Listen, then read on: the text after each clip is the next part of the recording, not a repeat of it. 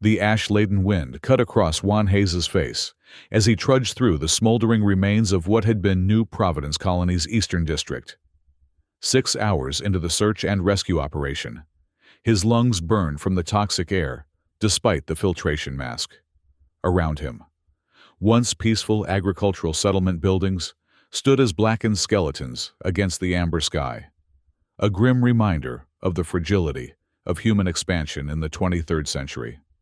"Movement in Sector 7, crackled his comm unit. Sergeant Torres's voice was sharp, leaving no room for hesitation. "All units converge. Standard protocol. If it's hostile, terminate." Juan adjusted his medical pack and quickened his pace through the rubble.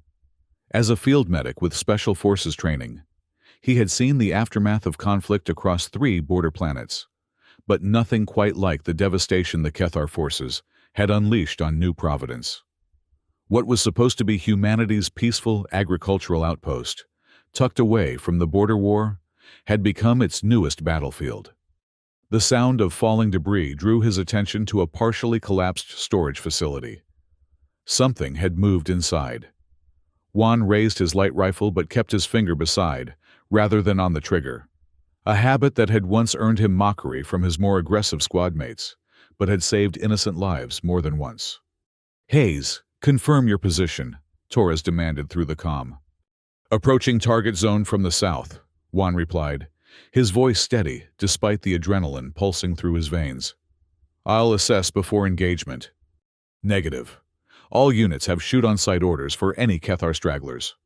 Juan switched his comm to standby mode, buying himself the few minutes he needed to make his own assessment. The war had taken enough lives already. He wouldn't add to the toll without certainty. The storage facility's entrance had collapsed, but a jagged opening in the side wall offered access. Juan slipped through, his rifle leading the way, movement sensor activated. The interior was bathed in shadow, punctuated by shafts of amber light filtering through holes in the ceiling. Dust particles danced in these beams, momentarily beautiful in the midst of destruction. The sensor pulsed. Something large was moving 15 meters ahead, behind a toppled rack of cultivation equipment. "Military personnel," Juan called out. "Protocol requiring identification before action. Show yourself slowly." The silence stretched for several seconds before a sound emerged. Not the harsh, clicking language of the Kethar, but a pained exhalation. Juan moved forward cautiously, rifle still raised, until he could see beyond the equipment barrier. The sight stopped him cold. Sprawled against the far wall was a figure unmistakably Kethar, but not just any soldier. The elaborate cranial ridges, the phosphorescent markings on the exoskeletal plates, and the distinctive purple-hued armor could only belong to Kethar royalty. Before him lay a wounded queen. His medical training immediately cataloged her injuries: severe lacerations across the thoracic plates, possible internal bleeding from impact trauma, and what appeared to be a projectile wound to the lower abdomen. Her normally luminescent skin was dulled, a sign of critical condition among her species. Juan's comm unit buzzed back to life. "Hayes, report. Torres and teams converging on your position in 3 minutes." The Kethar Queen's eyes, 4 iridescent orbs arranged in a diamond pattern, fixed on him. There was no pleading in them, only a cold assessment, as if measuring whether this human would be her executioner, or if she would need to spend her remaining energy on a final, futile defense. In that moment, Juan Hayes made a decision that would alter the course of 2 civilizations. He lowered his rifle and reached for his medical scanner. "No hostiles at my position," he reported back to Torres. "Building clear, moving to Sector 8. Then he turned back to the Queen, switching his translation device to the Kethar diplomatic frequency he'd learned during his pre-war xenobiology rotation. "I'm a combat medic," he said, the device converting his words into the harmonic tones of the Kethar language. "If you want to live, we need to move immediately." The Queen's mandibles shifted slightly, producing sounds that his translator converted. "Why would you save your enemy?" "Right now, you're not my enemy," Juan replied, already unpacking emergency supplies. You're my patient. 48 minutes later, having stabilized the Queen's most critical injuries with field dressings and a universal coagulant, Juan faced his next challenge. Torres and the search teams were sweeping this sector block by block. Staying put meant discovery, and he held no illusions about what would happen if his commanding officer found him harboring the Kether Queen. "Can you move?" he asked, packing his supplies. The Queen, who had identified herself as Velina of the 7th Nebula Cluster, attempted to rise, but faltered. "Not without assistance," she admitted, a concept clearly foreign and distasteful to her.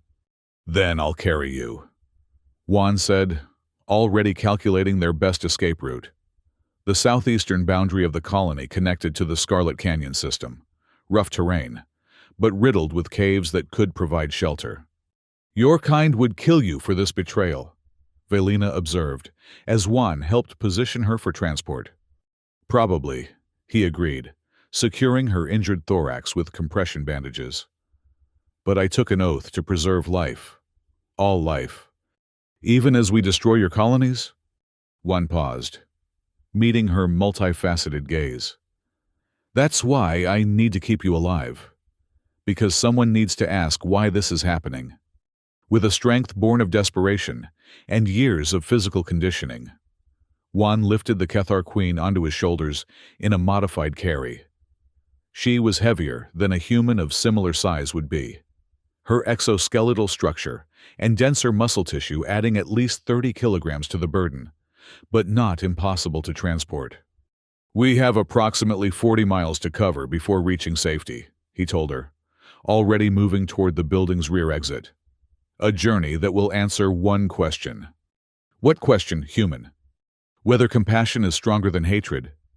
The first 10 miles tested Juan's endurance and resolve. The terrain beyond New Providence Colony quickly transformed from the cultivated flatlands of human settlement to the natural, unforgiving landscape of the planet. Jagged rock formations erupted from rust-colored soil, while sparse, thorny vegetation clawed at exposed skin.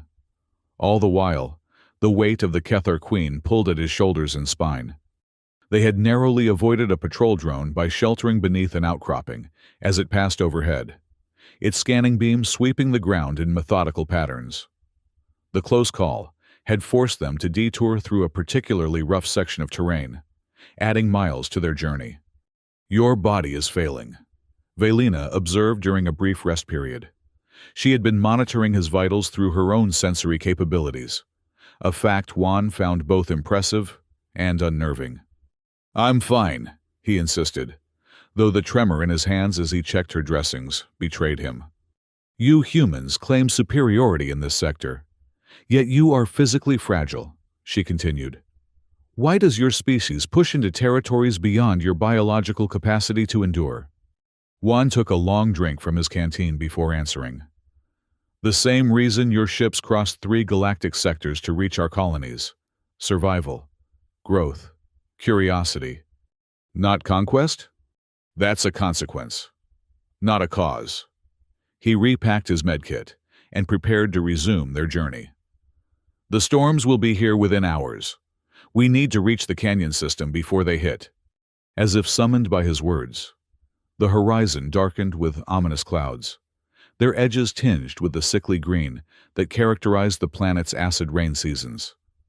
Weather that would be uncomfortable for humans in protective gear could be lethal for an injured Kethar with compromised exoskeletal plates. Once more, Juan lifted Velina onto his shoulders. Each step now sent shards of pain through his overtaxed muscles. But he pushed forward, focusing on the rhythm of his breathing rather than the burning in his legs and back. "Your communication device has been signaling," Velina noted after they had traveled another 2 miles.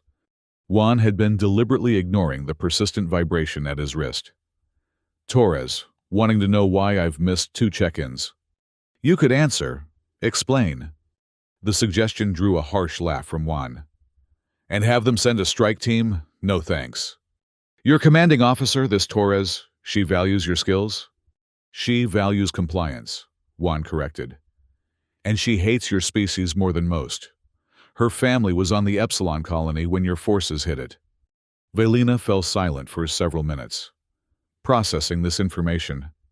When she spoke again, her tone had shifted subtly. The Epsilon attack was tactical necessity. The colony was developing weapons capable of penetrating our hive ship's defenses. They were developing agricultural terraforming equipment, Juan countered, his voice tight with controlled emotion. I reviewed the intelligence myself during the investigation. Your intelligence was incomplete. We detected energy signatures consistent with prototype weapons. And instead of diplomatic contact, you chose annihilation. The conversation died as they reached the edge of a steep decline. Below them stretched the beginning of the Scarlet Canyon, a labyrinthine network of stone corridors carved by ancient rivers, long since dried up.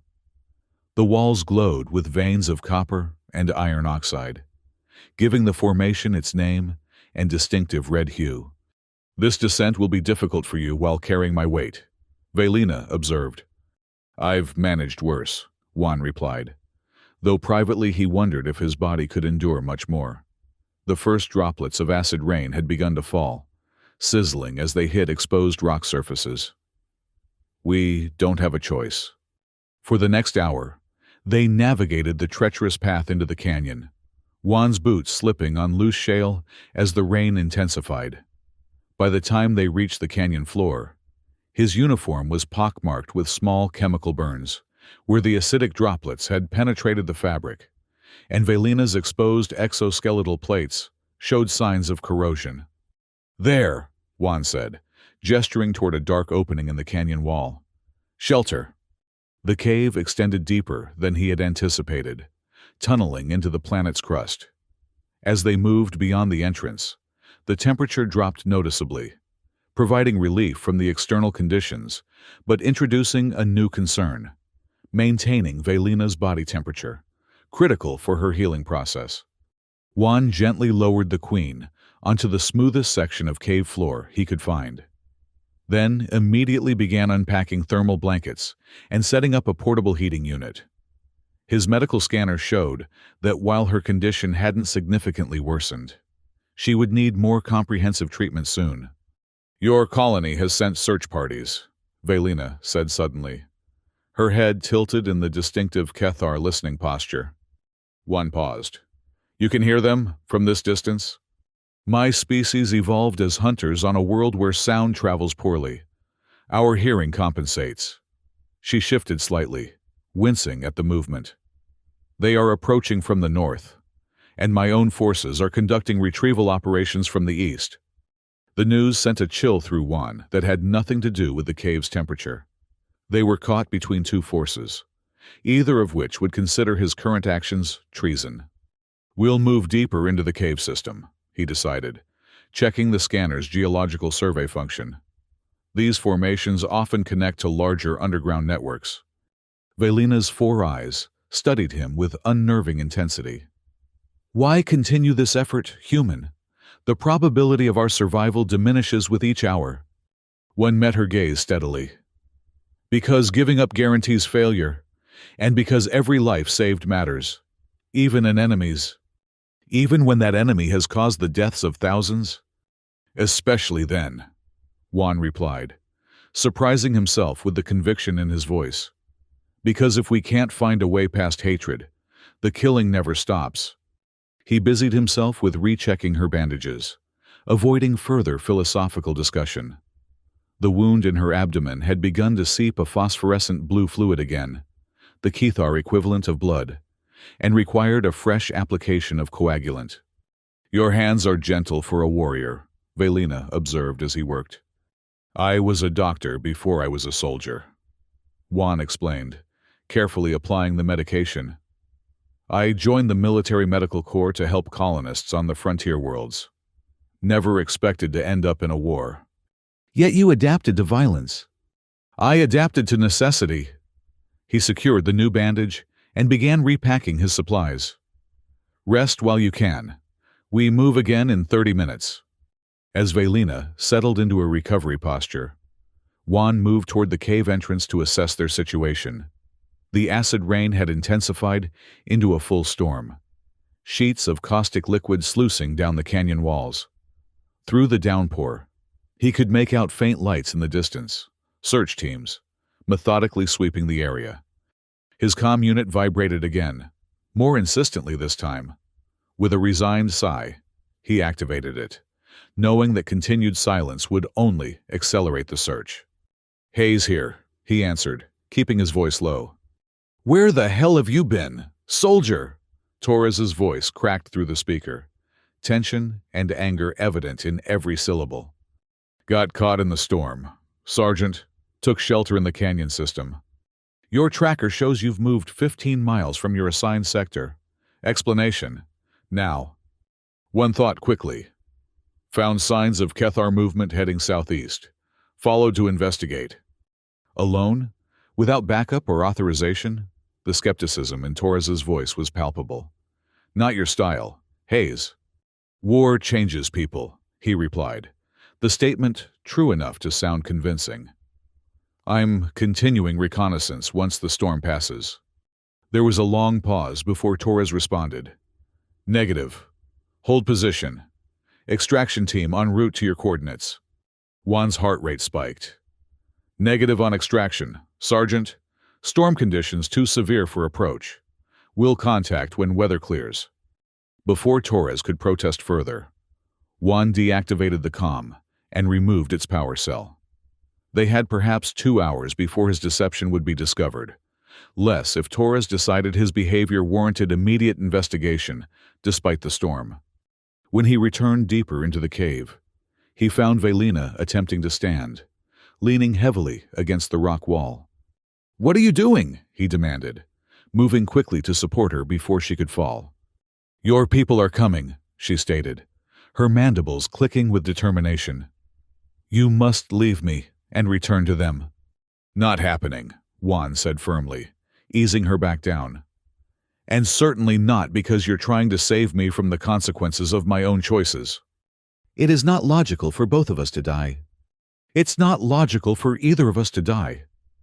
Juan activated his scanner's mapping function, studying the cave system's layout. "There's a network of tunnels extending at least 3 miles into the bedrock. If we can reach the larger chambers, we might find alternative exits on the far side of the ridge." Velina studied him with an expression he couldn't read, her alien features revealing nothing of the thoughts behind them. "You are an anomaly among your kind," she finally said. "Most humans I have encountered in battle sought only to destroy." "I could say the same about the Kethar," Juan replied, gathering their supplies. "But maybe that's because battlefields aren't the best places to understand each other." Once more, he lifted the queen onto his shoulders, ignoring the protest from his muscles and the warning signs of fatigue setting in. They moved deeper into the cave system, the light from his portable lamp casting long shadows against walls, increasingly decorated with crystalline formations that caught and refracted the illumination. As they progressed, the narrow tunnel gradually widened into a series of interconnected chambers. In the largest of these, Juan was startled to discover evidence of previous occupation. Not recent, but ancient. Crude symbols had been carved into the walls, depicting figures neither human nor Kethar, but something else entirely. "The predecessors," Velina breathed, her tone shifting to one of reverence. "They were here." One gently set her down to rest and approached the wall markings. "The who?"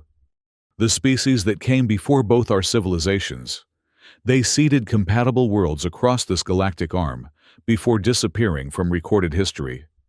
She gestured weakly toward a specific section of symbols. "Their legacy is found on many worlds in our territory." Juan studied the ancient carvings with newfound interest. "We've found similar artifacts on several human colonies, but our xenoarchaeologists have never made a definitive connection between sites."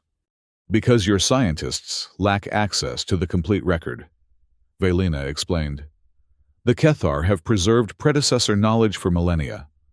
The implications of her statement hung in the air between them, a reminder of how much history and understanding had been sacrificed to the ongoing conflict. Their contemplation was interrupted by a distant rumbling that reverberated through the cave system. Loose stones clattered to the floor as the vibrations intensified. Seismic activity? Juan wondered aloud, consulting his scanner. No, Velina's voice was grim. Retrieval craft. My forces are using excavation technology to access the cave system. The realization hit Juan with chilling clarity. They were now being hunted from both sides. Human forces approaching from the canyon entrance. Kethar forces drilling from above. Their temporary sanctuary was rapidly becoming a trap. We need to keep moving, he urged, helping Velina to her feet. There has to be another way out. They pressed deeper into the cave network, following a passage that sloped gradually downward. The air grew cooler and damper, suggesting proximity to an underground water source. After nearly an hour of careful progress, they emerged into a chamber unlike any they had yet encountered. The cavern stretched at least 50 meters across, its ceiling lost in darkness above them. But what captured their attention was the soft, blue-green illumination emanating from crystal formations embedded in the walls. The light pulsed gently, almost like a heartbeat, creating an otherworldly atmosphere. Bioluminescent organisms, Juan observed, approaching one of the glowing clusters. Feeding on mineral deposits in the rock. Not organisms, Velina corrected. Predecessor technology. Self-sustaining energy crystals designed to mark safe havens. As if responding to her voice, the crystals brightened momentarily, revealing the full extent of the chamber, including a pool of clear water at its center. One's fatigue momentarily forgotten. He guided Velina to the water's edge and tested it with his scanner. It's clean, no contaminants. This could be exactly what we needed.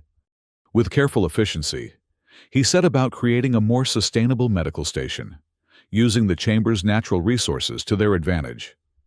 The water allowed him to properly clean Velina's wounds for the first time, revealing the true extent of her injuries.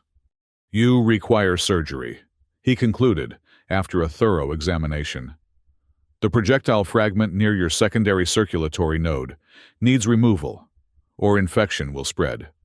Velina's multifaceted eyes studied him. You possess the knowledge to perform such a procedure on my species. 3 rotation cycles on a xenobiology medical team before the war. Juan explained, already organizing his limited supplies. Not an expert, but I understand Kethar physiology better than most human medics. And if the procedure fails? Then we tried, he said simply. Better than waiting for sepsis to set in. As Juan prepared for the impromptu surgery, using his portable medical kit and improvised tools, Velina watched him with growing curiosity. You have not asked the obvious question, she finally said. Juan looked up from sterilizing his instruments. Which is? Why our forces attacked your agricultural colony. What strategic value New Providence held. The question had indeed been burning in Juan's mind. But survival had taken precedence. Now, as they waited in this momentary haven, the opportunity for answers presented itself.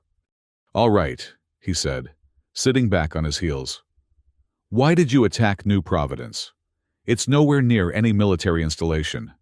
The population was primarily civilian farmers and support staff. Velina's mandibles clicked softly before she answered, a gesture Juan had come to recognize as consideration. New Providence sits at the junction of 3 stellar currents, natural hyperspace pathways that allow for more efficient long-distance travel. Control of this world means control of movement through this entire sector. That's it? A strategic position? Juan couldn't keep the bitterness from his voice. Thousands dead for a navigational advantage? For survival, Velina corrected, her tone hardening. My fleet, all Kethar forces in this region, are not an invasion force as your military believes. We are refugees.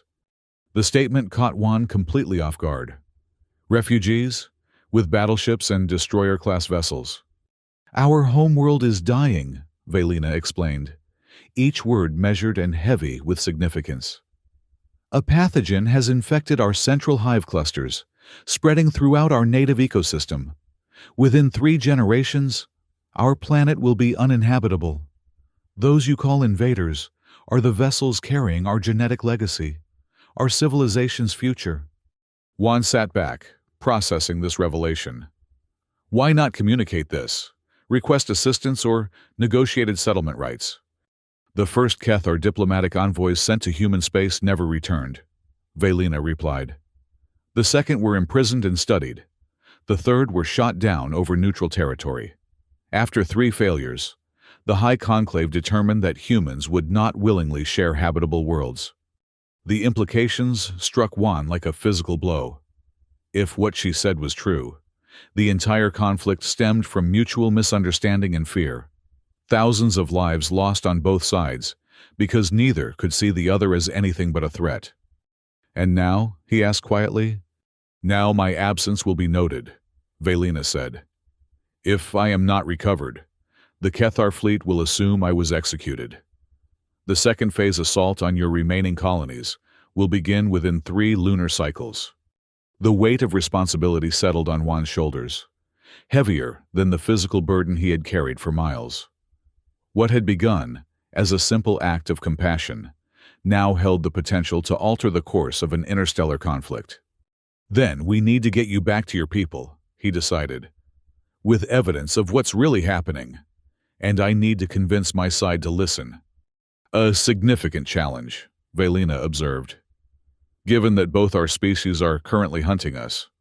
I've never been one to choose the easy path, Juan replied, returning to his surgical preparations. But first, we need to ensure you survive this procedure. Using the bioluminescent crystals for light and his portable medical scanner for guidance, Juan began the delicate operation to remove the projectile fragment from Velina's body.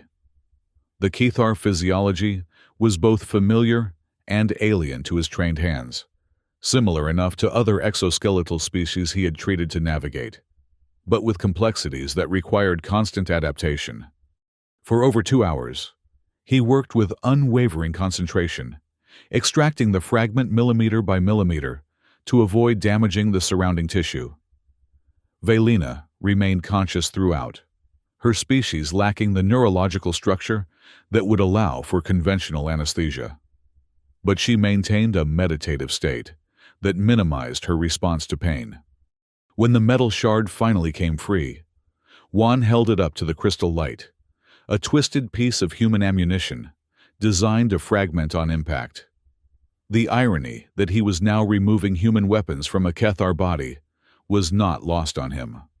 It's done, he announced, applying regenerative gel to the wound site. The tissue should begin healing properly now. Velina's eyes focused on him with an intensity that transcended species barriers. You have preserved my life twice now. Juan Hayes, by our customs, this creates a life debt that cannot be easily discharged.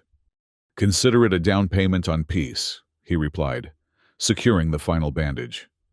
If we can get out of these caves alive. As if in response to his words, a distant rumbling echoed through the chamber, different from the earlier vibrations, deeper and more rhythmic. Cathar drilling equipment. Velina identified the sound. They have tracked my biosignature and are approaching from the eastern passage. Simultaneously, Juan's scanner picked up movement from the tunnel they had used to enter the chamber, and human life signs from our back trail. At least 6 soldiers, approaching cautiously. They were surrounded, trapped between converging forces, with nowhere left to retreat. It seems our journey ends here, Velina observed, her tone remarkably calm for one facing potential execution. One surveyed the chamber, mind racing through possible scenarios. The natural acoustics of the cavern might work to their advantage. Sound would echo and distort, making it difficult for either approaching force to pinpoint their exact location immediately upon entry. Not yet, it doesn't, he decided, quickly gathering their essential supplies. Can you move? Velina tested her limbs, finding greater mobility after the surgical intervention. With assistance, yes. Good. We're going to position ourselves where we can see both entrances," Juan explained, helping her to a natural stone formation that provided partial cover. "When they arrive, we let them see each other first. You believe the shock of confrontation will create an opportunity. I believe neither side wants to start a firefight in an enclosed space filled with unknown crystal formations," Juan replied. "At least, I'm hoping their self-preservation instincts are stronger than their hatred." They had barely settled into position when the first human soldiers appeared at the western tunnel entrance. A forward reconnaissance team, led by a figure Juan recognized instantly, Sergeant Torres herself. Her face, set in the hard lines that had earned her the nickname Stone Torres among the troops. Moments later, the eastern wall breached with a shower of pulverized rock as Cathar drilling equipment broke through. 3 Cathar warriors emerged, their armor bearing the Royal Guard insignia, elite soldiers tasked with protecting the monarchy at all costs. For several heartbeats, both groups seemed frozen in mutual surprise, weapons raised but not yet firing as they assessed the unexpected confrontation. Juan knew the standoff would last mere seconds before someone made the decision to shoot. "Now," he whispered to Vaylina, and together they stepped out from their concealment, positioning themselves directly between the two forces. "Hold fire!" Juan shouted, his voice echoing throughout the chamber. "By order of Field Medic Sergeant Juan Hayes, New Providence Defense Force." The human soldiers' weapons remained trained on the Cathar, but Torres's raised hand prevented immediate firing. Her eyes locked on Juan with a mixture of disbelief and fury. "Hayes, what the actual hell are you doing?" The Cathar guards had also paused, their attention divided between the human threat and the unexpected appearance of their queen. "Majesty," the lead guard addressed Vaylina in the Cathar language, which Juan's translator rendered into English. "We have come to return you to the fleet." "And you will," Vaylina replied, "but not with violence, not here." Torres took a step forward, her rifle still raised. "Hayes, step away from the enemy combatant and explain yourself. Now." "She's not just a combatant, Torres," Juan replied, standing his ground. "She's Queen Vaylina of the 7th Nebula Cluster, and she has information that could end this war, if we're willing to listen." "Listen." Torres's laugh was harsh, brittle with barely controlled rage. "These monsters glassed Epsilon Colony. They slaughtered New Providence. And you want us to listen?" "Yes," Juan said firmly. "Because they're not invaders, Torres. They're refugees." The revelation brought confusion to the human soldiers' faces, while the Cathar guards shifted uneasily, clearly uncomfortable with this sensitive information being shared. Torres' expression remained skeptical. "Refugees don't come armed with destroyer-class warships. Hayes." "They do when 3 diplomatic missions were met with hostility," Juan countered. "When they believe it's the only way to ensure their survival." "It's a deception," Torres insisted. "A ploy to lower our defenses." "Then explain why I've spent the last 30 hours carrying their wounded queen through hostile terrain, performing emergency surgery with makeshift tools, all to keep her alive." Juan gestured to his battered uniform, the evidence of his ordeal plain to see. What possible strategic advantage would that give her if their only goal was conquest? The question hung in the charged air between them. For the first time, uncertainty flickered across Torres's face. "Majesty," the Cathar guard interrupted. "The human speaks unfiltered information to his kind. This compromises our tactical position." "Our tactical position was compromised the moment we attacked their worlds without explanation," Vaylina replied, her voice carrying the natural authority of her station. "The High Conclave's strategy of conquest has failed. It is time to attempt a different approach." "Lower your weapons," she commanded her guards, then turned to Juan. "Tell your soldiers to do the same." Juan looked to Torres, who remained unmoved.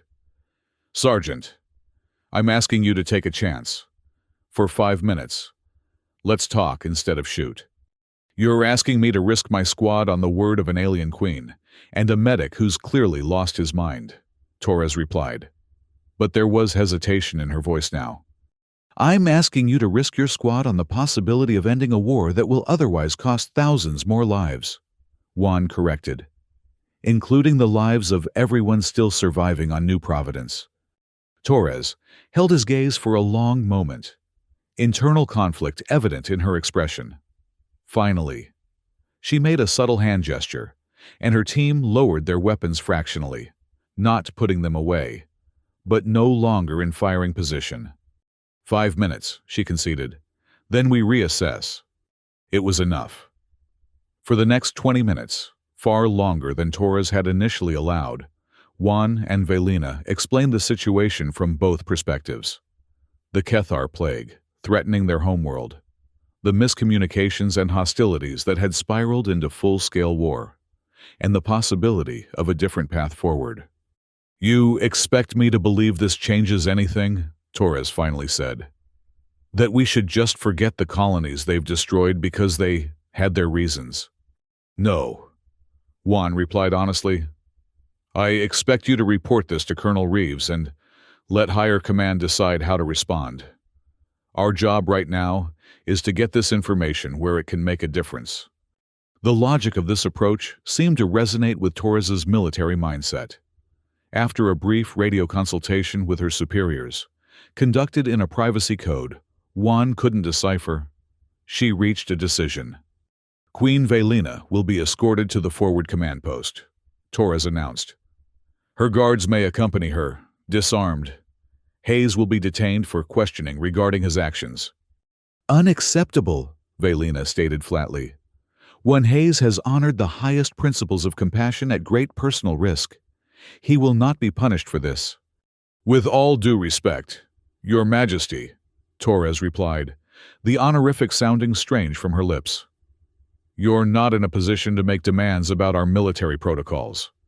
Then perhaps we should discuss the alternative, Velina said, her tone cooling.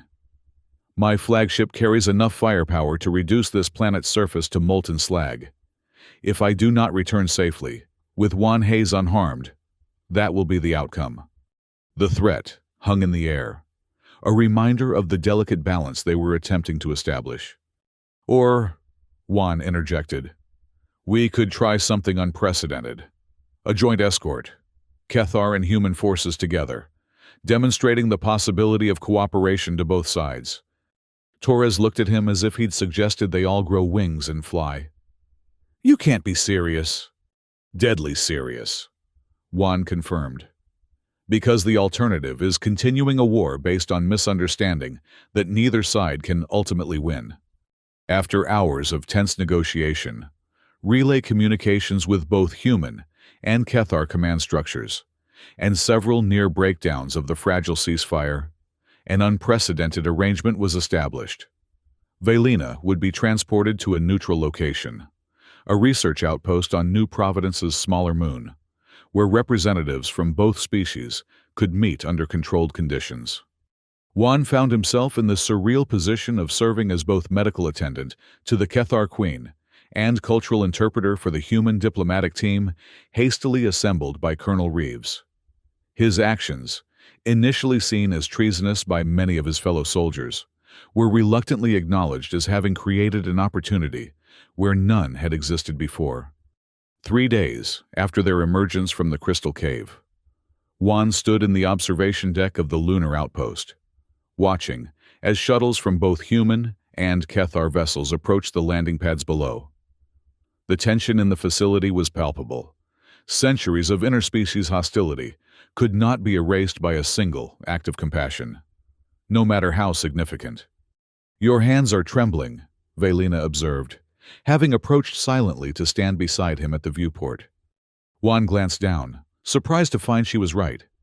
Nerves, I guess. Hard to believe we made it this far. You doubt the outcome of today's meeting? She asked. I doubt anything with this much history can be resolved in a single conversation, he replied honestly. But it's a start. Velina's recovery had been remarkable once proper medical facilities became available. She stood now without assistance, her exoskeletal plates regaining their natural luminescence, though the scars of her ordeal remained visible. "In our tradition," she said after a thoughtful pause, "the greatest leaders are not those who conquer most efficiently, but those who recognize when to set aside the spear." "We have a similar saying," Juan noted. "Something about having the wisdom to know when to fight and when to talk." "Yet neither of our species heeded such wisdom until now." They watched in silence as the diplomatic teams disembarked from their respective vessels, Colonel Reeves leading the human delegation, while Admiral Corvex represented the Kethar High Conclave. The meeting that followed would be the first official diplomatic exchange between humans and Kethar in over 70 years. Juan and Velina were both required to attend, their unique bond having created the bridge between civilizations. As the formal introductions began in the facility's conference chamber, Juan found himself studying the faces of both delegations, the suspicion, the barely concealed hostility, but also, in some, a cautious hope. "What my field medic discovered," Colonel Reeves was saying, his weathered face set in diplomatic neutrality, "is that our conflict may have roots in mutual misunderstanding rather than irreconcilable differences." "A convenient interpretation," Admiral Corvex replied, his mandibles clicking in the Kethar expression of skepticism.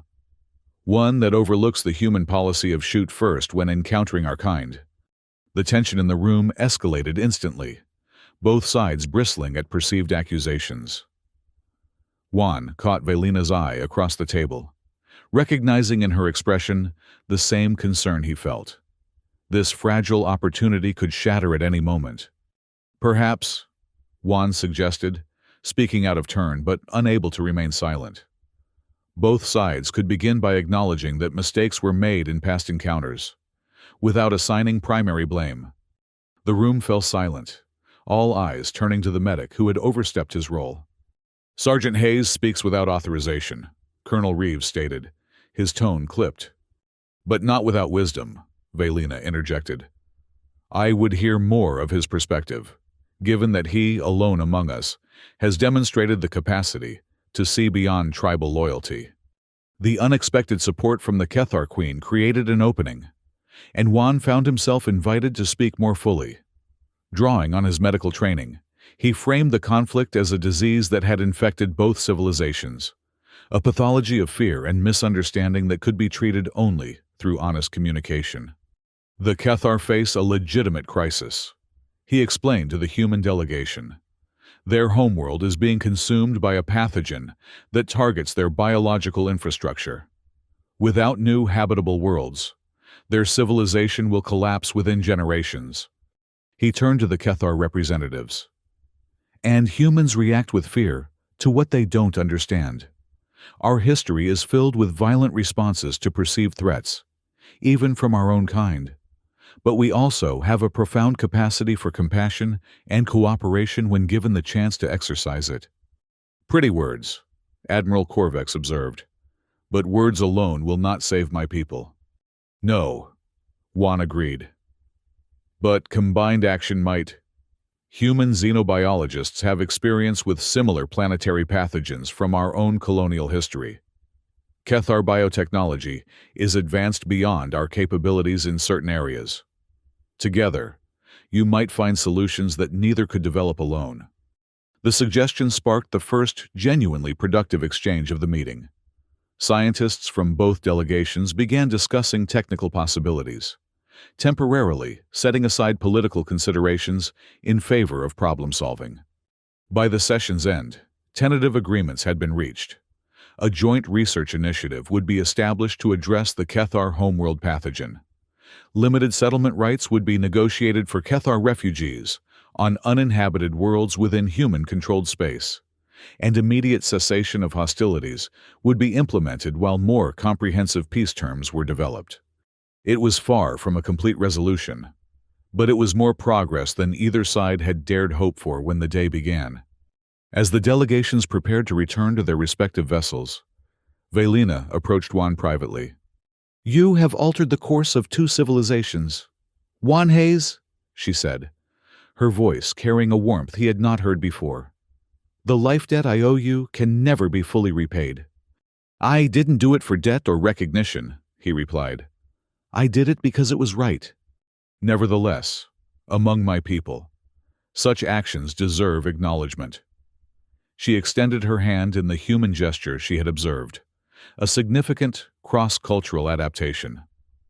When diplomatic relations are formalized, I would request that you consider serving as liaison between our worlds. Juan accepted her hand, struck by how natural the contact felt despite their physiological differences. I'd be honored, though I'm pretty sure Torres will never forgive me for the paperwork this has created. Velina's mandibles clicked in the Kethar expression of amusement. Perhaps someday you will visit my homeworld. It holds great beauty, even in its current struggle. I'd like that, Juan said, surprising himself with how genuinely he meant it. And maybe someday you could see Earth, the world where all this human stubbornness originated. Their conversation was interrupted as Colonel Reeves approached. His expression significantly less severe than it had been during the negotiations. Sergeant Hayes, he acknowledged with a nod. The Medical Corps will be expanded to include a xenobiology division focused on the Kethar pathogen research. Given your unique qualifications, you're being reassigned effective immediately. Sir? Juan questioned, uncertain what this meant for his military standing. Dr. Hayes would be more accurate now, Reeves clarified. Your medical commission is being reactivated. You'll head the research team, reporting directly to Joint Command. The unexpected promotion left Juan momentarily speechless. After the events of the past days, he had been prepared for court-martial, not advancement. Thank you, sir, he finally managed. I'll do my best to justify your confidence. See that you do, Reeves replied, then added more quietly, for what it's worth, Hayes, I think you may have saved more lives with your insubordination than many soldiers do with perfect obedience. Don't make a habit of it, but well done. As the colonel departed, Velina observed, Your superior seems to have developed a more nuanced view. Peace tends to do that, Juan replied. Makes room for seeing things differently. They stood together at the viewport once more, watching as the delegations returned to their vessels. Below them, New Providence continued its slow rotation, its scarred surface a reminder of what had been lost, but also of what might yet be saved. 40 miles, Velina said softly. Pardon? You carried me 40 miles across hostile terrain, she elaborated. In Kethar historical texts, such journeys are the foundation of our greatest alliance stories. Well, Juan smiled. Maybe that's what this will be someday. Not the story of how a human carried a Kethar queen 40 miles, but of how that journey carried both our civilizations somewhere new. As the diplomatic shuttles departed, their trajectories diverging toward their respective command vessels, Juan felt a cautious optimism taking root. The path ahead would not be easy. Centuries of mistrust could not be erased in days or even years. But they had taken the first steps away from mutual destruction and toward a future neither had imagined possible. In that moment, standing beside an alien queen, he had once been ordered to kill on sight. Juan Hayes understood that the true measure of strength lay not in the ability to destroy enemies, but in the courage to see them as potential allies. It was a lesson both humans and Kethar would need to learn many times over in the years to come.